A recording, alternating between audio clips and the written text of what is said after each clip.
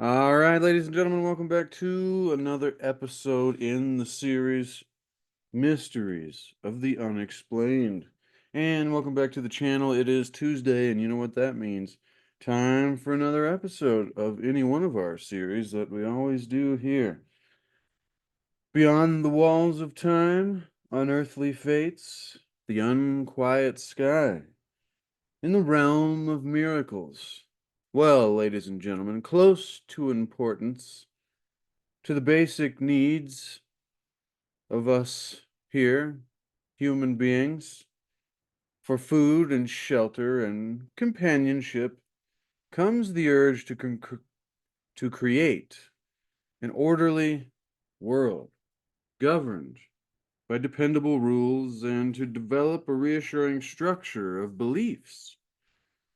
This urge, since the beginning of recorded time, has provided a receptive audience for seers, scholars, mystics, philosophers, scientists, and experts of every persuasion. There has never been, nor is there likely to be, a shortage of authorities ready to find a reasonable explanation for all observed phenomena and to provide solutions for the mysteries of the universe. In the past, men and women believed that the world around them had a miraculous dimension, that angels and demons were real, and that today fewer and fewer people believe in such a mystical world. Well, I don't believe that angels and demons are real, but this idea that the ability to tap into something that is beyond ourselves, a realm of the mystical, or the magical, some may call it, the miraculous dimension, that where prayers and thoughts and focused intention were efficacious and useful, and that man and women, that humanity had a special place in the universe. Today, fewer and fewer people believe in such a world. For many, discoveries made in laboratories and things that are defined by politics and economics tend to be what persists, and yet an instinct for the unknown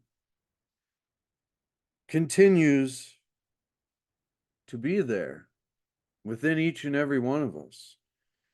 And so, a conviction also that not everything in our lives can be cut and dried by the statisticians controlled by the halls of government or defined in a test tube. For though more has been learned about the earth and the cosmos in the past 50 years than possibly in all the preceding years, the more we have probed into the world and the realms of the mysterious, the more mysterious the world continues to become for us. In view of the strangeness persistently revealed around us, that we continue to discover more and more unexplainable mysteries of reality, common sense does not require us to accept the uncommon. Should we not abandon our conventional notions of the laws of nature? As our scientists tune in to the reverberations of cosmic creation, must we adhere to the idea that time progresses in a linear way? Or are we starting to discover and see the signs of the cycles? Cannot past, present, and future even exist simultaneously at the same time? Must every effect be preceded by a cause? Cannot psychic energy make itself manifest in physical, observable ways? Well, it is questions like these that open the doorway to the vast and intriguing world of the unknown. And that brings us to our section today in Mysteries of the Unexplained. Ladies and gentlemen, once again, thank you for joining me and being here. We are reading this for purposes of teaching and commentary and expanding the mind. So it's through this increased awareness, hopefully, we can increase the quality of our lives and the lives of those around us, and maybe also have a little fun going deep in thought, which is what I like to do. We find ourselves in the section today, this is the second section, entitled Anomalies.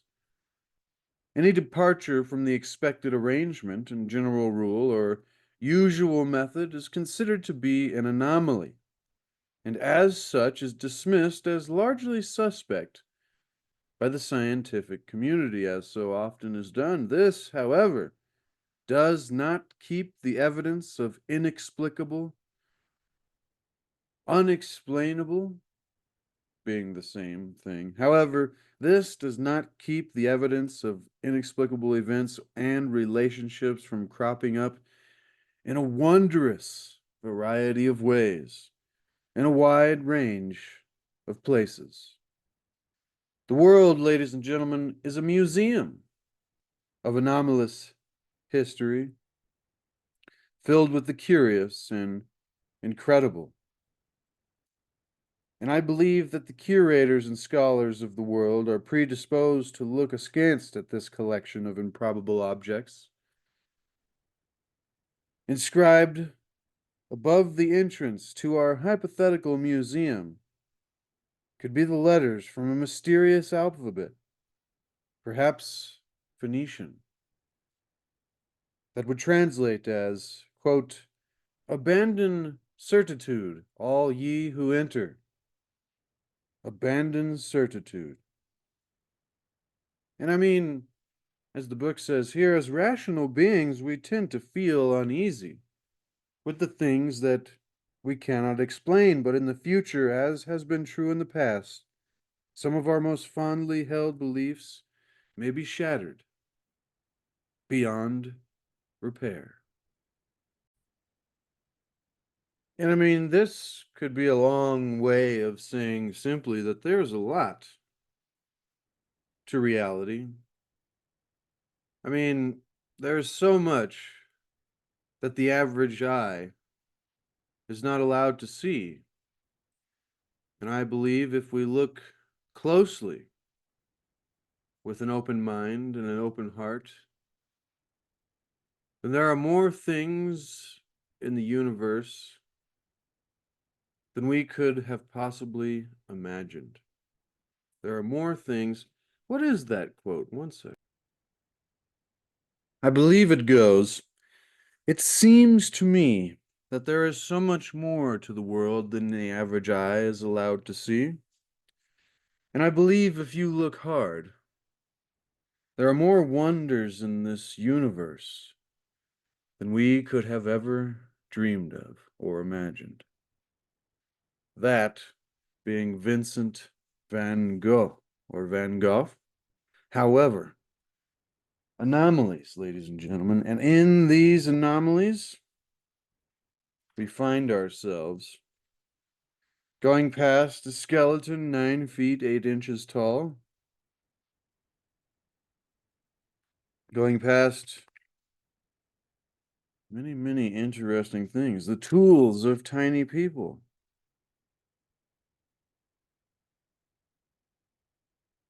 Toads in the coal. Astonishing finds. Now, unaccountable knowledge is where we find ourselves. The FA pygmies and excuse me if I pronounce these wrong. The FA pygmies who lived in the Ituri forest in Central Africa refer to the planet Saturn as the star of 9 moons. I find that very interesting. Saturn always seems to have a unique esoteric, spiritual, mystical, secret understanding or knowledge. However, the FA Pygmies referred to Saturn as the star of 9 moons. This term, Bibi Tiba Apatunushaani, was made known to the French anthropologist named Jean-Pierre Hallet, who lived with the FA people for 18 months in 1957 to 58. Saturn's ninth moon had just been discovered by the American astronomer William H. Pickering in 1899. And as we will soon discover, we can say that he rediscovered this moon, Saturn's ninth moon. In 1966, a very small 10th moon was observed in orbit around the planet, and in 1980-81, Voyager space probes discovered still others. But since all the moons are equally invisible to the naked eye, only a purist would fault the FA on that account. The source of their knowledge is still unknown. Which brings us to the subject of unaccountable knowledge. How is it that they referred to this, what we call as a planet, a star of 9 moons, which had been confirmed through our scientific methods many, many years later? How is it? And what is the source of their knowledge of what to us was previously unknown, but to them was common knowledge? The greatest mysteries, as the book continues, once again reading for purposes of teaching and commentary and expanding the mind. The greatest mysteries are sometimes hidden in circumstances so unexpected that their discovery is always by chance or incidental to some other search. That is interesting. The discovery sometimes of things amazing, unexplainable, unaccountable is often in an attempt of searching for something other than that mystery that is found. In southern Mali, where the Niger River makes a great bend and comes back around, the Dogon people, poor farmers who still live, many of them in caves in the Hambori Mountains. The nearest cities are Timbuktu to the north and Ouagadougou to the south in Upper Volta. In outward appearance, there is little to distinguish the Dogon from other West African peoples, and yet they, along with 3 related tribes, may have preserved in religious secrecy for many hundreds of years information about the phenomena of the greatest rarity. What would that greatest rarity be? Well, ladies and gentlemen, for preserved at the core of their deepest religious teachings is detailed knowledge about a star that is quite invisible to the naked eye, and so difficult to observe even through a telescope that no photographs of it were obtained until 1970. The Dogons say that this knowledge, which they disclosed to French anthropologists in the 1930s and 40s, was given to them by visitors to Earth from another star system. So these Dogon describe, let's see if I can show you a picture here. Some Dogon dancers there. I mean, this is a really old book, so we can do a lot more research in our own ways. This is just me sharing interesting mysteries of the unexplained, in this case, anomalies and unaccountable knowledge. And the Dogon preserved this knowledge of this star that was given to them by visitors from another star system. And they preserved this knowledge in their spiritual philosophies and their religious knowledge. And so the star that they describe is known to astronomers as Sirius B, and to the Dogon as Potolo. Probably pronounced that wrong, but Potolo. In its existence was first suspected by Western astronomers in 1844 when certain irregularities were noticed in the movements of the star Sirius, the brilliant dog star. I was about to say, when they said Sirius B, I was like, is that the dog star? Sirius is the dog star in the constellation Canis Major. To account for these perturbations, it was supposed that Sirius must be affected by the gravitational pull of an as yet unseen second star. And in 1862, after much observation, a faint companion star was finally detected.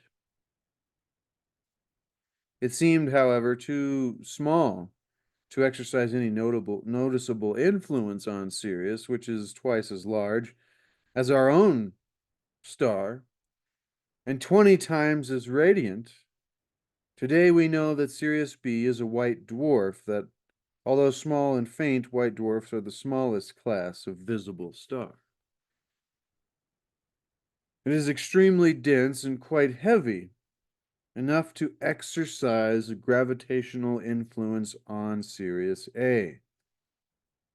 The Dogon name for Sirius B consists of the word for star, which is Tolo, and Po, the name for the smallest seed known to the Dogon. The seed of Digitaria ixilis, which is a variety of crabgrass. By this name, they describe the star's smallness. It is that they say the smallest thing there is. They also claim that it is the heaviest star. Very interesting, since in the element Earth is replaced by an immensely heavy metal called Sagawa. So heavy that all earthly beings combined cannot lift it. And the color of this star is white. The Dogon thus attributed to Sirius B, which is, remember, quite invisible to the naked eye, its three principal qualities as a white dwarf: its smallness, its heaviness, and its whiteness. How is it? How is this possible, ladies and gentlemen? What could be a possible explanation for this unexplainable mystery of unaccountable knowledge of the Dogon and Sirius B and the dog star's white dwarf companion? A Dogon sand drawing of the elliptical course of Sirius B around Sirius A resembles the astronomical diagram of the orbit. In the photograph of Sirius A, Sirius B appears to be as a small dot, and the spurs of light on Sirius are caused by a telescopic device. Very interesting. The significance. Wait. Heavy star, the color is white, so they gave it all three of its principal qualities. They go on to say that the star's orbit is elliptical, with Sirius A at one focus of the ellipse as it is, and that the orbital period is about 50 years. The actual figure is 50.04, give or take about 0.09 years. This is amazing. Like, how did they know this? And they say they got this information from travelers from another star system. Why then? Why then would these travelers, as they say, from another star system give them this information of Sirius B? What's so serious about Sirius B? Well, I'm sure you may have an idea of that already, but leave your thoughts in the comments section below, ladies and gentlemen. I love and appreciate each and every one of you that spends time here with me on the channel. Now,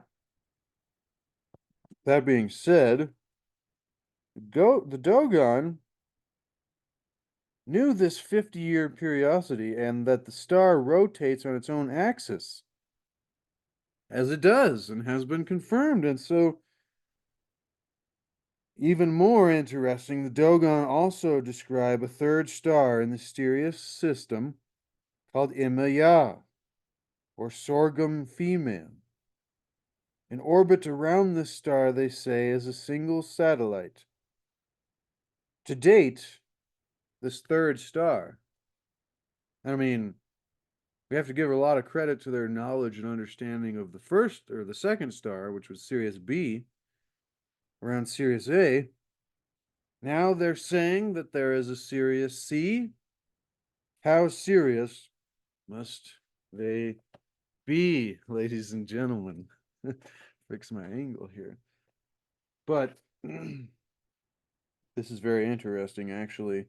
I haven't ever heard about this third star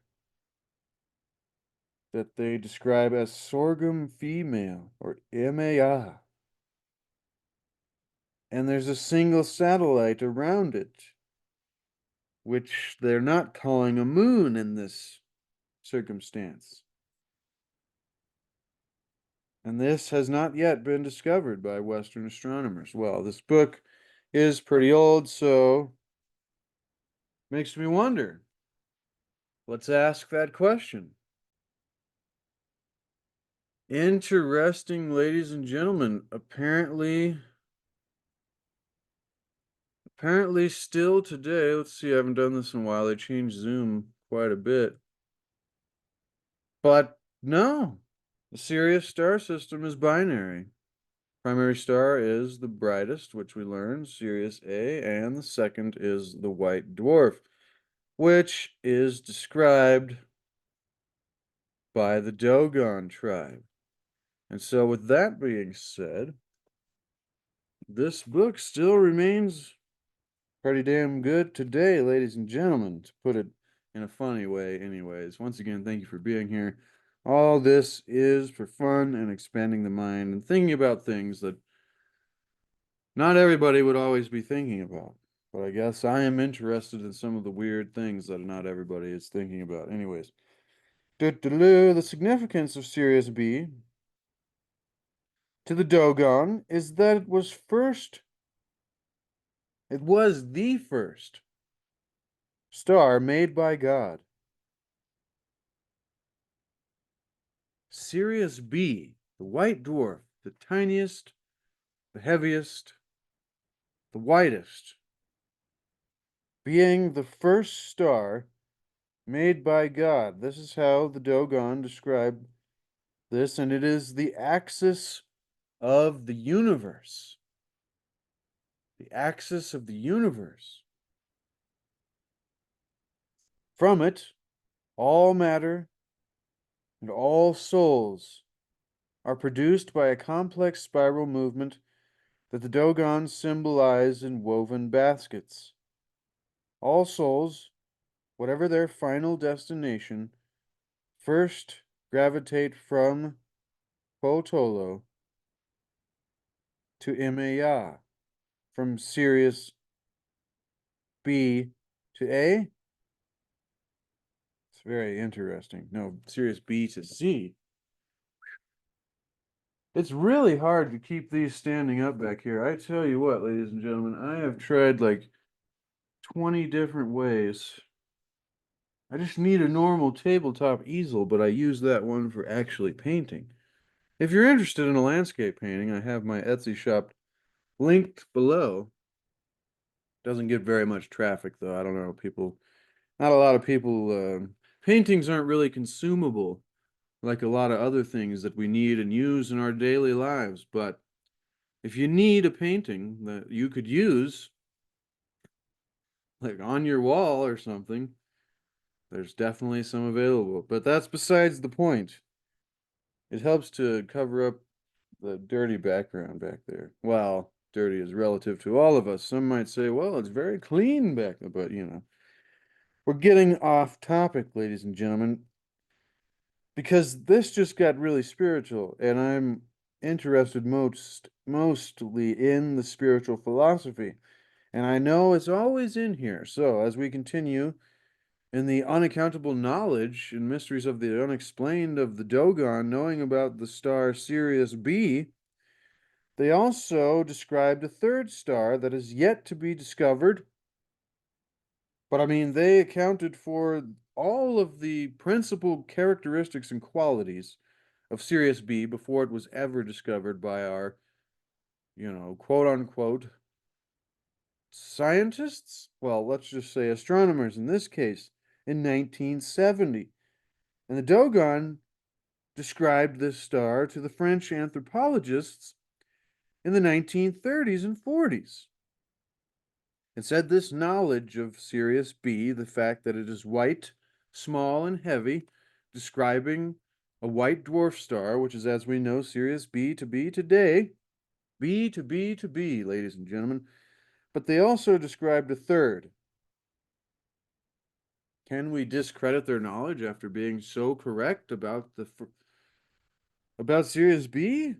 Well, they describe a third star that has in orbit around it one single satellite, and they call this Imeya, sorghum female. But so they say that the significance of this is that Sirius B, the white dwarf, was the first star made by God as the axis of the universe. From it, all matter and souls are produced by a complex spiral movement. And we've seen these kind of spiral patterns in, sacred geometry, maybe? And so they symbolize this in woven baskets. But all souls, whatever their final destination, first gravitate from Sirius B to Sirius 3. Or Sirius C, rather. Dogon, in addition to their knowledge of Sirius B, their astronomical lore includes the fact that Saturn has rings and that Jupiter has 4 major moons. They have 4 calendars, one for the sun, one for the moon, one for Sirius, and one for Venus, and have long known that planets orbit the sun. But I mean, there's another way to look at all this if you look at it like a realm, with luminaries, you could say. Once again, I'm open to all possibilities on this channel. This specific perspective today is coming from that of the planets and stars perspective. I think either way of that debate, though, leads us to similar questions. So, and that I think is the important part, is what is really going on here, and what are the mysteries of the unexplained, and what are the things that we have purposely not been told about reality in order to keep us somewhere. Where that is, that's open debate for anybody. But so I find it very interesting that they had calendars for the sun, the moon, Sirius, and Venus, and have long known about the luminaries that go about the realm, or have long known about the planets that orbit the sun, whatever way you want to describe that. We're not getting too particular here. The Dogons say that their astronomical knowledge was given to them by the Nomos. Get this. Amphibious beings sent to Earth from the Sirius star system for the benefit of humanity. Amphibious beings. What in the world could we possibly... Wow, ladies and gentlemen, this is starting to link a lot of things together here. See, this is why we do this. This is why we do this. So here we did a quick, just, amphibious beings. And we find immediately something that looks, well, here is the Dogon and their depictions of these amphibious beings that brought them this knowledge, which is clearly legitimate knowledge. We found this out later. But this, what does this remind you of, ladies and gentlemen? Well, well. Now, there are a lot of other channels and, presentations that present this information and these connections in a lot of different ways, but this is just my mind randomly here, probably have seen this before, but Nimrod, the fish god. And it's funny that it's like, oh yeah, you want pictures for this one? Have a good time making connections, but biblical figure mentioned in Genesis Chronicles, the son of Cush, and therefore great-grandson of Noah, described as a king. Are Gilgamesh and Nimrod the same? They're both very similar attributes, in fact, too similar. However, let's take a look at this Nimrod and what correlations do we see, ladies and gentlemen? We see a correlation to that which we just seen before. Amphibious beings.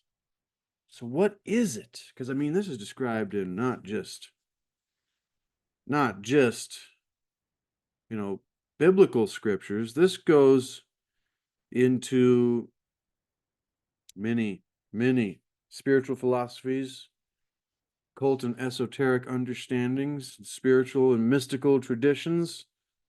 Shoot, even to that. Anyways, this goes a lot of different places, ladies and gentlemen, and the connections are incredible. And so these Dogon are telling us that these amphibious beings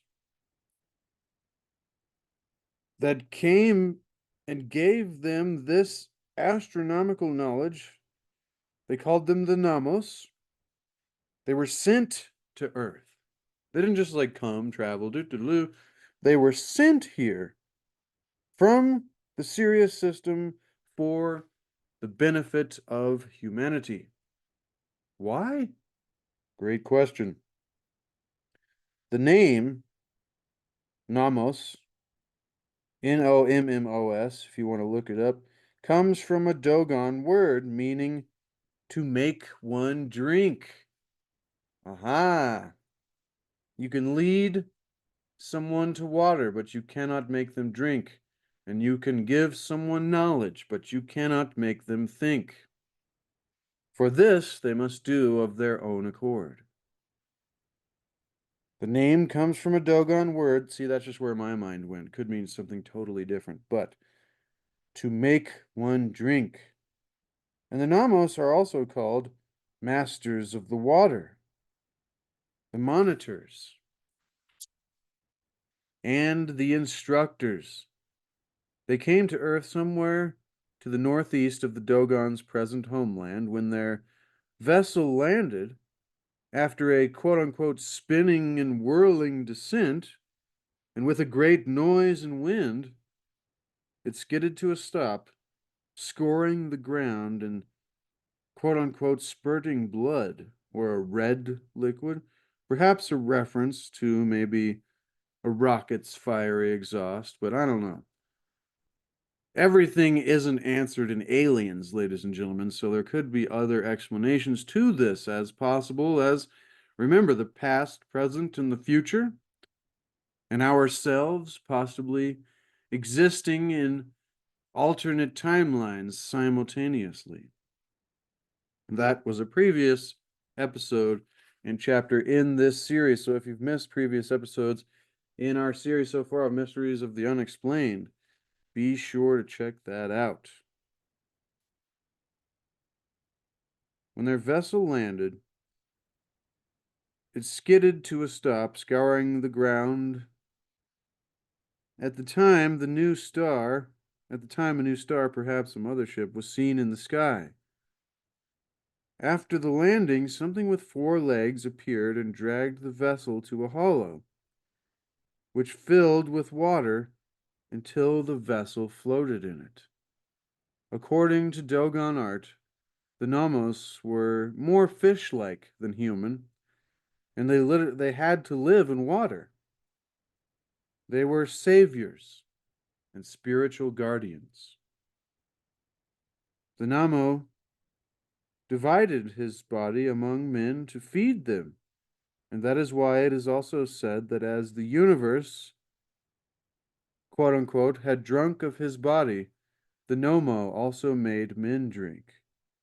He gave all his life principles to human beings. Wow. Is it possible that the Dogon Nomo and the Babylonian Anes are different representations of the same event? Dogon themselves insist that their people did not always live in the present homeland, and evidence suggests that they are descendants of Berbers, who began a southward migration from Libya in the 1st and 2nd centuries, and who, having intermarried with locals, were fully established in the Mali area by the 11th century. If the Dogon did indeed come to Mali from the northeast, they may originally have been close enough to the Red Sea for a connection between the Namo and the Anes to be geographically feasible. If so, who, it's like, if so, however, it is curious that the Dogon alone should preserve this Sirius B information while the Egyptians, who were certainly in contact with the Babylonian culture, should preserve only a high regard for Sirius A, and largely because it helped them to predict the Nile floods. Well, this is incredible, ladies and gentlemen, and this is why we should continue to ask questions and continue to question answers.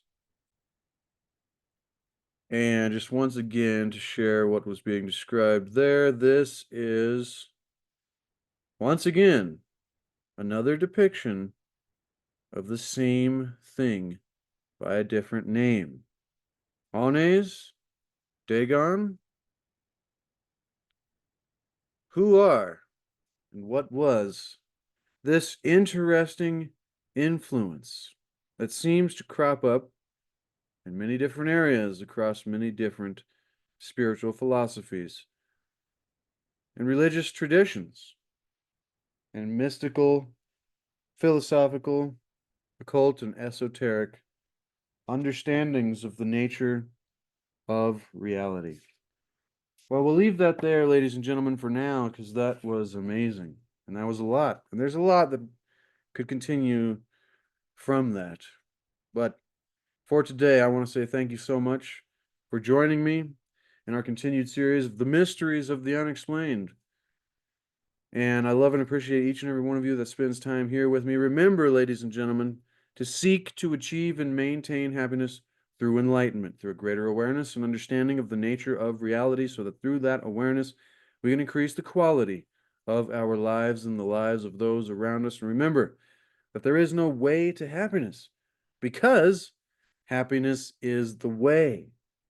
It is what we must create the ability within ourselves to bring to life. And then all those things we've been telling ourselves, oh, I'll be happy when I get this, or have that much, and finally have, that becomes irrelevant, because then we are there, and then hopefully the entire journey is wonderful. All right. I love and appreciate each and every one of you that spends time here with me, with all the wonderful authors and poets and mystics, philosophers, sages of the ages, ladies and gentlemen. Continue to seek to discover the lost mysteries of our history and the lost wisdom of the ages. I will have a link below the video in the video description box, so you can expand that, hit more, There'll be a link to the book so you can get it for yourself to put it on your shelf so you can follow along in future episodes of this series as well as other series we do on the channel. A link to my Etsy shop and my landscape paintings if you'd like to put one on your wall and add some beauty and awe to your room, to your living room, to your office. Many different places they could go, ladies and gentlemen. Maybe even just a background to your videos. But also a link to C60 Power, the ultimate antioxidant known to man, ladies and gentlemen, Nobel Prize winning.